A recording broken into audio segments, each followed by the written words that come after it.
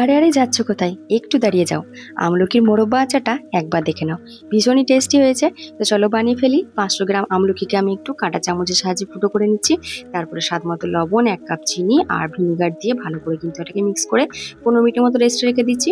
তারপর একটা কড়াইয়ের মধ্যে এগুলোকে দিয়ে একদম লো ফ্লেমে কিছুক্ষণ রান্না করে নিচ্ছি। একটু সেদ্ধ হয়ে গেলে এখানে আমি কাশ্মীরি লঙ্কা গুঁড়ো দিয়ে দিলাম, হলুদ গুঁড়ো আর কিছুটা পাঁচফোড়ন গুঁড়ো। ভালো করে মিক্স করে আরো কিছুক্ষণ রান্না করে নেওয়ার পরে সবশেষে কিন্তু আমি বিট লবণ আর আরো কিছুটা পাঁচফোড়ন গুঁড়ো দিয়ে নামিয়ে নিচ্ছি। তো টেস্টি আচারটা আমাদের একদম রেডি হয়ে গেছে। আচারটা যেমন খেতে খুবই ভালো হয়েছে, তেমনই কিন্তু এর মধ্যে আছে প্রচুর পরিমাণে গুণাগুণ।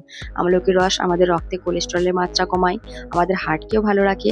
এই রস হাই ফ্যাট বার্নিং প্রপার্টিজও আছে, যেটা দ্রুত ওজন কমাতে সহায়তা করে, দ্রুত খাবার হজম করতে সহায়তা করে।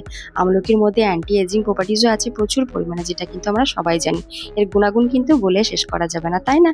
তো কেমন লাগলো তোমাদেরকে এই আচার রেসিপিটা কমেন্টস করে জানিও। Bye bye.